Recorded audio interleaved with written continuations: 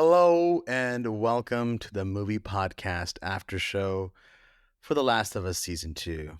If you're noticing my voice is a little bit more somber, a little bit more quiet right now, it's because no matter how many times I see this moment happen in the game, seeing it in the show kind of still has an effect on me. So this is more of a therapy session for everybody here. So we're all just going to sit kind of quietly and just discuss the episode here in this very monotone voice, so we're not upsetting anybody. My name is Shahbaz, and I won't do the episode like this, don't worry. But welcome everybody to the episode 2 of The Last of Us Season 2 after show here at the Movie Podcast. And boy, there's a lot. There's a lot to talk about in this episode. We're gonna dive right into it. Thank you to our friends at HBO Canada and Crave Canada for sending us these episodes early so we can get these after shows out to you as soon as possible. We're the Movie Podcast. You can follow us every single location at the Movie Podcast. You can also join our Discord to talk more about The Last of Us Season 2 and all your reactions to that. Yeah, here we are. I'm joined, of course, by my Cordyceps crew, my fun guys, my mushroom buddies. I don't know. We'll think of more names for each other. Mushroom buddies. Mushroom buddies, mushroom pals. They don't need mushroom for their introductions, so let me kick it over to Daniel. Daniel, how are you doing today? Shay, I'm as good as I can be. You know, this is the moment that we've been waiting for. This is the moment that we've been wondering, how are they going to do this? When is it going to happen this season? Is this going to happen right away? Is this going to happen at the end of the season? And nope, this is happening very early on, just as it does in the game. And again, I'm brought back to that first night of us playing all night long, from midnight when the game unlocked for us to 6 a.m. And this moment probably happened around the 3 or 4 o'clock in the morning mark, where we're just tired, delirious, and we were just like, they just killed Jole. Jole, like, how are you killing the main character? How are we doing this? And I'm just sad, you know, man. Like, no matter how many times you see, like you said, you never get used to it. It's never easy. We're going to talk about obviously how it's handled in this series, but what a moment, what a choice to do this. Oh yeah. Anthony, how are you today? Yeah, I'm doing well. I think I'm smiling because I'm a little like, finally the cat is out of the bag. We can actually talk about the biggest thing the series will go through. It's sad for sure, but it's finally like, it's almost like this weight on your chest, and now the world will understand the anger we have for Abby. But I just want to talk about it, you know? Like, I just want to, like, almost like you guys are my therapist. I just want to, like, really break down what exactly happened and why it happened. Yeah, I mean, there's a lot that happens in this episode, but it's really centralized and built up to this big moment here. So just to save everybody some time, I'm going to quickly go through just some of the opening situations that are going to happen in this, which again are important, but they're not as really important as this one moment right here. Of course, we are talking about episode 2, which is directed by Mark Mylod. This must have been quite an undertaking to know that, hey, you're going to be directing Joel's death episode. Good luck. And then kind of just taking the reins from there. But we kind of get the WF crew, you know, talking about Jackson. But I think what's really interesting is that we start off right after the hospital moment. And something that's very different from the games is we see Abby talking to herself. We kind of learn a little bit more about this character that we never really got in the game. She's talking to herself and she's like, don't go in there. Don't go in that room. His brain's going to be splattered all over the floor. I thought this was really interesting. I think this adds another layer of depth to the character of Abby that we really don't get as much of until much later on in the game. We start to learn more about why they're here. We have Jesse talking to Ellie about the infected and how they're buried under the snow and they're using the other corpses as a way to kind of keep themselves warm. This is going to be really pivotal to what happens in this episode. And I think what I talked about in the review episode was we get a lot more infected in this season and we get some really intense moments, and this is that episode. It really dials it up to 11. Very, very cool moment. We see Jesse and Ellie now going out for their patrol. Bit of a switch up again from when when Dina and Ellie go on their patrol in the game. But here we have Dina and Jole going, which is again a bit of a switch up of Jole and Tommy going for their patrol. We have a storm that's coming. It's getting a lot worse. And here's where we kind of get a bit of a different moment from the game where we have Dina and Ellie find a place to kind of bunker down. Whereas in the show now, we have Ellie and Jesse find Eugene's lair full of all the marijuana plants that they possibly could have. They're relaxing. They're taking a bit of their time. They're trying to cover out until the storm goes away. Tommy's asking them, everybody to come back now. But this is also where we're kind of getting Abby going for a bit of her hunt. She falls off a cliff. The infected start to rise, and a really, really intense moment starts to happen here. We get so many infected on screen just kind of chasing and running after everybody. A really intense moment in the game. How did this first opening section kind of feel to you guys? Daniel, we'll start with you. Really intense. I think this is very, very reminiscent of how the game starts, like the part 2 starts when we played it on PS4, where it's just kind of like Abby on her own doing her thing, and she's just getting overloaded with infected, and it's really scary. I think this is like, okay, like we were saying, if you missed some of the infected in the first season, you're really starting to see them coming out in numbers here, and it's very overwhelming. It's very easy to get lost in everything that's happening. And then to have the switch up of it being Ellie and Jesse going on patrol. Another interesting swap. It's interesting. They kept that same scene though, with them going to see Seth, him giving them the sandwiches, Ellie not really responding to it. But I won't forgive them for removing the Smash Brandy Scooch line, because that was just so damn funny in the game.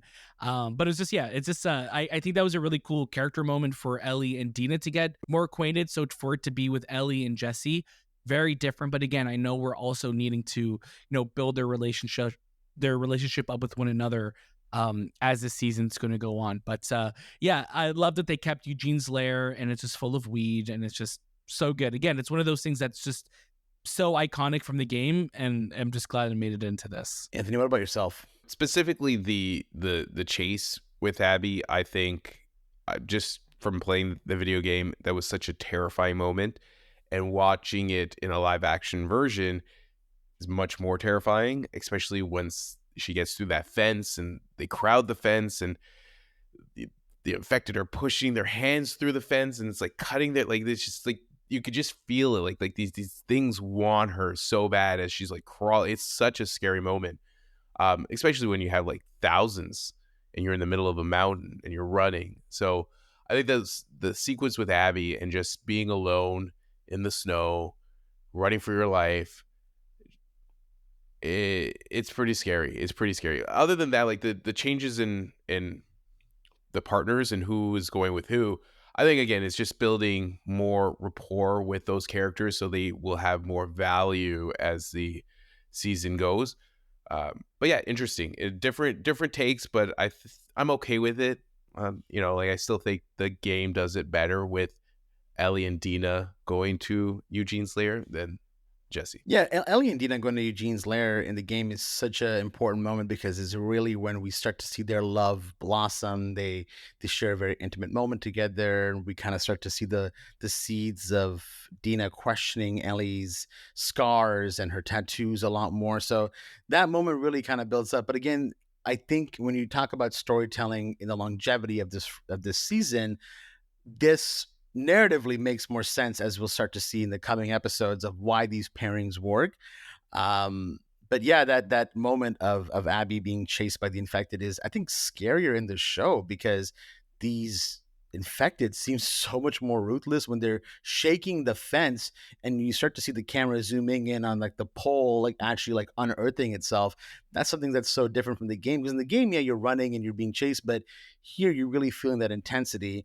And as an infected breaks through the fence and starts to attack Abby, this is when we get our introduction to Jole and Abby meeting each other. Jole shoots the zombie or the infected, asks Abby, like, can you run? Can you get out of here? They run into a little bit of a shelter. Dina starts calling out for Jole. Jole, what's going on?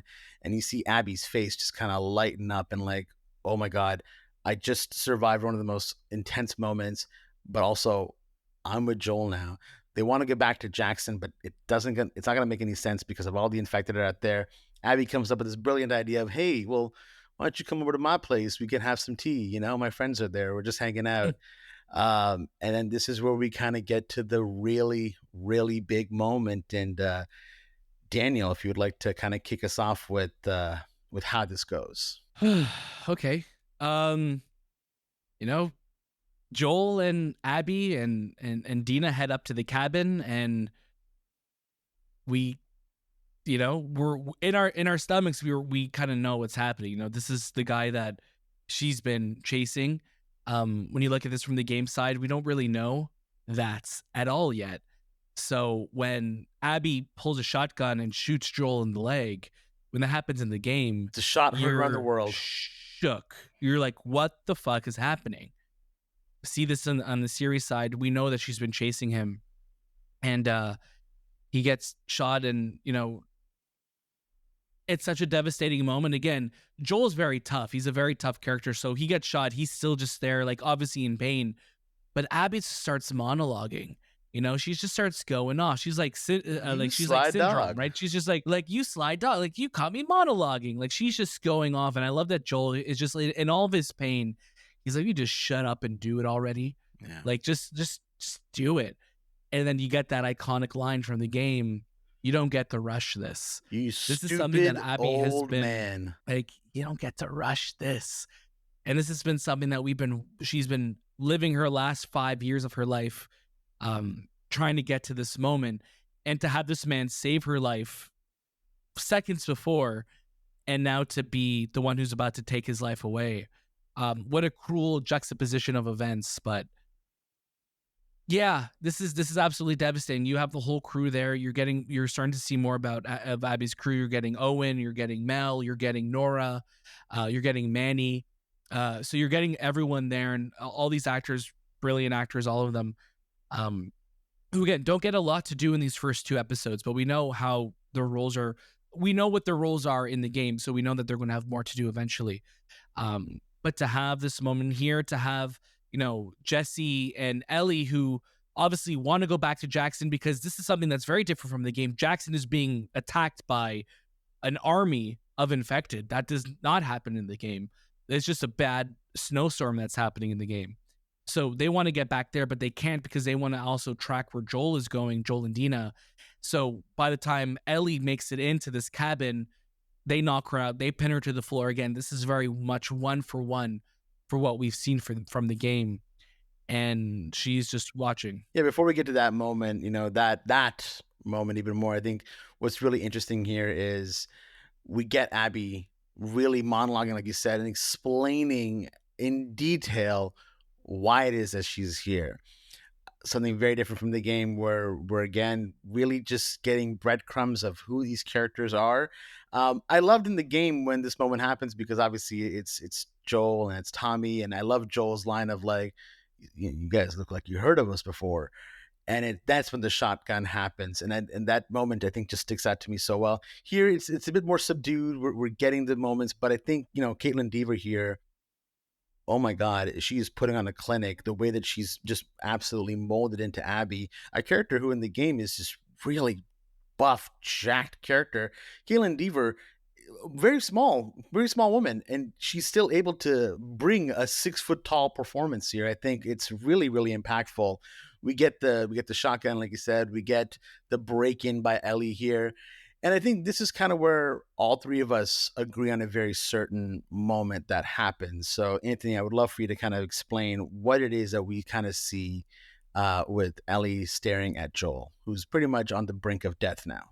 This scenario is less brutal than what we experienced. And that's something that I took away in the game. In the game, yeah, the brutality in the game, how the shotgun goes off, just like everything that happens, it just feels so much more heavy. This one definitely will feel heavy for audience, but they tamed it for HBO, and that's surprising because I thought they would go a little bit more and show what they portrayed in the video game. But yeah, the ending blow to Joel is interesting. Kind of feels anticlimactic in a sense. I know she's kind of like throwing a golf club into his neck. I don't know. I wasn't a big fan of it. I think how they portrayed it in the game, where it was just the final hit and it cuts to black, I think that shows more, and it less is more in a sense. And I felt that had more of an impact than the kind of like the jab of a golf rod into the neck, and you don't really hear anything. But I would say that the stab needed to be a little bit more. I think it should have been a hit. But it should have been a hit, and I think that's kind of, I think, where we're all at, because in the game, when we get that, final knock on the head, and you see Joel's, like, really his head just kind of pop there, and the sound cuts out, and you just hear the hum, and Ellie's screaming in the background, just her taking this moment in. It's such a moment that when it happens in the show here, where we just kind of get Kaitlyn Dever's Abby just stabbed Joel in the neck, I was like, oh, why did that not feel as impactful? And I feel like this is going to be a very controversial moment when this episode is out now and people are talking about it. At least I think it will be. I hope I'm wrong. I hope people just accept it and take it as what it is. But Daniel, what was your reaction to the stab? I wasn't big on the stab. Again, I think it's one of those things that they wanted to, if Joel gets hit in the face, they're like, is he still alive though? You know what I mean? It's like, obviously, because he was so badly beaten in the game, we're not thinking, oh, he survived that. Like, no, not at all. He's dead. But like, this really leaves, like, there's no doubt at all. It's like, no, you stab somebody in the neck, he's done. It wasn't as impactful as a moment for me, but what really sells it for me is Kaitlyn Dever's acting and Isabela Merced's acting in the scene. Her screams are like these guttural, gut-wrenching screams that are so hard to hear because of how horrific the events are that she's experiencing. It's a really hard moment. And again, it's a really hard moment to see, and especially to take away, our lead character, our main character, who obviously the focus shifts, obviously, in season 1 towards Ellie more. Season 2, we're with Ellie more in these first 2 episodes, but to leave Joel behind is a lot, and it's just a devastating moment. And one big takeaway that they got in the game, and they got in this particular part of the episode, is Abby's crew and just how cold they are. And some of them have this unwillingness to do what they're doing, but like Manny being just like a piece of shit. But you have to understand, like, these guys just lost 17 of their Firefly members, right? So they have hatred, but you don't it doesn't click until maybe after, or maybe season 3. But you just like, fuck these guys. I want to kill all of you. I want to destroy all of you, especially Manny, because Manny was a piece of shit, while others were very, like, Mel was very comforting. It's like, I'm just gonna put you to sleep, don't worry. Like, this is like, and they were hesitant to even do what they were doing because they knew that this revenge is not going to end well for anyone. But yeah, like, it just sets in motion where this crew in this cabin in this moment is going to be a huge factor in the seasons to come. Yeah, I also don't like. No, go ahead. Sorry, I was going to say, like, you don't like, the full motives aren't, like, we know the motives again in the series. She's talking about, like, one of those people you killed was a doctor, is my dad.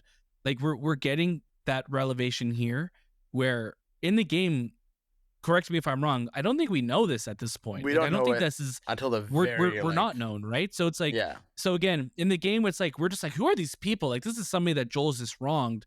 And on here, again, that mystery is removed from it. So I think because we're like, oh, there's a little bit more of like a, I get why they do this. Where in the game, you're more angry. You're like, who are these people? We need to go get them. So I think there's a little bit more of, we're trying to make, Abby and her crew get a little bit more empathy from the audience. There's an adjustment of especially emotions, knowing where that game goes, But again, I wish the series took a little bit more of a mystery approach with it. But again, at the end of the day, it doesn't change the fact that Joel's dead. So it's really hard. You wonder a lot of the decisions that are made, and infamously, when the game came out, it received a very small group, but a loud group of just negative voices who really disliked Abby's character. and how they really attacked the voice cast and the performance cast behind it. So you kind of wonder, was this idea to really lay it all out in the open, to really let us know why Abby's doing what she's doing, a response to that, or was it just to kind of keep the narrative moving forward? There's a lot of possible ideas that can kind of happen here, but it's a tough moment. Not a fan of the golf club stab. I think it removes a lot of the weight of what that scene kind of meant and how important it is. Kind of looked a little silly, to be honest with you, and I wasn't huge on it. But I think It's awkward, right? The it's angle that she awkward. ducks down into. Yeah, and watching it again, just kind of seeing it one more time, I'm like, okay, maybe that first time I didn't, grasp it the right way because I was expecting something. Now that I'm expecting the stab, let me see how I feel. I still felt the same. So, but what's really sweet about the moment right after is, we see Jesse and Dina and Ellie now. They're taking Joel's body attached to the horse, and we hear Ashley Johnson's rendition of "Through the Valley" by Sean James come. And this is a song that was very popular at the introduction of The Last of Us 2, when they announced it back in 2016, I think, was it when they announced the game? It was 2016, yeah. Yeah, December so 2016. they announced the game then. The song is from 2012, and they really rose to popularity here. So Sean James's version is kind of played, but this is the Ashley Johnson cover, which I think, Daniel, correct me if I'm wrong, we heard Ashley Johnson and Troy Baker do a version of this at PSX that We we did were at at in PSX 2017, right? in 2017, yeah. Yeah, so You got it. we kind of get to hear this version again. Ashley Johnson, of course, who is the original voice of Gretchen Gondler from Recess, but also more importantly, she plays Ellie in the It's like, video game of yes. Last of Us Also Part the 1, waitress in Avengers. and the Witch right? Avengers, and also Ellie's mother in The Last of Us Season 1, which is a very beautiful moment. So we hear her version of that song playing. It's a very powerful song.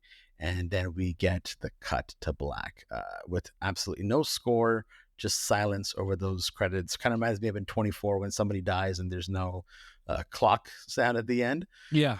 It's just quiet. So yeah, what was your guys' full take on episode 2? Anthony, please let us know. Before we go into reactions, I just want to talk about that battle that happens in Jackson because it's a huge fight, Huge moment. and it almost the Joel's death overshadows it. But it was probably, I think, for me, because I haven't experienced it, and I've experienced Joel's death many, many times. I was like, man, like holy shit, like these infected are invading this city, and the city's like all prepared. They're all like on the roofs with their guns, but it is a huge undertaking. Like I was just like, holy shit, this felt like something out of a war movie where everyone was shooting, and it was just these infected were everywhere. They got the big Bloaters boys are coming. Yeah, like it was Tommy with the flamethrower. Like it was shocking, man. I'm like, I enjoyed this part of the addition of this particular part, and I felt like, holy macaroni, like no matter what these guys prepare for, they weren't prepared for what they experienced today. It was that Jackson was hit by both ends. It was Abby on one side and these infected on the other. So it's crazy episode. It's a great addition, and what's great for people like us who are such fans of the game is this is now where we're kind of put on our toes and we're wondering, why is this happening? Why is this important? And again, the repercussions of this moment really play into later on in the episode, and again, add more context for us. But it was a great moment because it was just super action packed. So while you're feeling absolute sorrow at one point, you're the other side, you're kind of like, oh my God, this is intense. Stressful, like you're going from like complete opposite sides of the spectrum where it's this quiet, horrific moments to, Saving Private Ryan on the other end. That what's going on here, and the fact that these infected, when they slam into the wall, it's cool seeing how Jackson has like these barricades and these huge like tubs of like gasoline that they shoot, and the explosions that are happening. It's devastating. Like this city lost a lot of people, and also fuck those guys who had the flamethrowers and ran away from Tommy. Like, how dare you? Had one job and you left this guy. Tommy's a goat in this episode. Tommy's real good. Tommy's a real G here, absolutely. But yeah, what was your guys' final reaction to this episode? I think this is one of the biggest episodes in terms of Joel's death, the attack on Jackson. I think the death blow is the not the strongest part, but I'm so curious to see what the internet says about, you know, Joel's death. I'm not too sure if like people after they watched season 1 they kind of like investigated on season 2, but this death of Joel, I'm so curious to see how the audience reacts to it, because it is such a big part. And even when we were playing the game, it was like, holy shit, like this is like 2 hours in the game, you know, and it's 2 hours in the series. But everything they did in terms of getting the actors and like the performances and just the shot for shot likes, I think they did it at a good enough job. I think I would have preferred it to be much more, to resemble more of the game, be a little bit more brutal, just so you can see how brutal this world is. But overall, it was a crazy episode. There's this sense of comfort that, you know, when the game came out and everyone talked about Joel's death when that game came out, which is not even that long ago now, it's 2020 only, and how people, I guess, were very respectful of when the show was coming out to not spoil that moment for people who were just starting the show. Now getting into season 2, again, even though it hasn't even been that long, a lot of people still don't know what happens here, which is so surprising to people like us, I think, who live in this bubble, who know everything about everything that's happening. So for people like my wife, who was, you know, big fan of the first season, for her kind of seeing this moment was probably going to be like, what the hell? Like, what are you talking about? Because she probably isn't familiar with it. Now, when we were playing the game, her and I got to that moment, again, I only started playing the game with her just very recently. It was still a huge shock for her. She was like, what are you talking about? This is what's happening. So it's crazy that we're kind of getting this kind of overall people just agreeing to not spoil things to people, which I really, really enjoy. But yeah, same thing as you, Anthony. There's a lot. This is one of the better episodes. I think episode 2 is one of my favorites from the series, that we kind of get, because there's a lot that happens in it that's very pivotal and really, you know, is the crux of what this season is going to be about. Not a big fan of the stab at the end. I think that is probably the weakest part of the episode. It really kind of bummed me out when it happened. But there's a lot of great things that still happen in this episode. Daniel, please take us home with it. Great episode. I think this is a standout episode in the series. It's probably one of the best episodes of the entire series so far. I think the attack on Jackson is a great addition. I did not love the stab, like we've all said here. But this is a turning point for the series. And I think it's going to be really interesting to see where the series goes from here in terms of a fan base.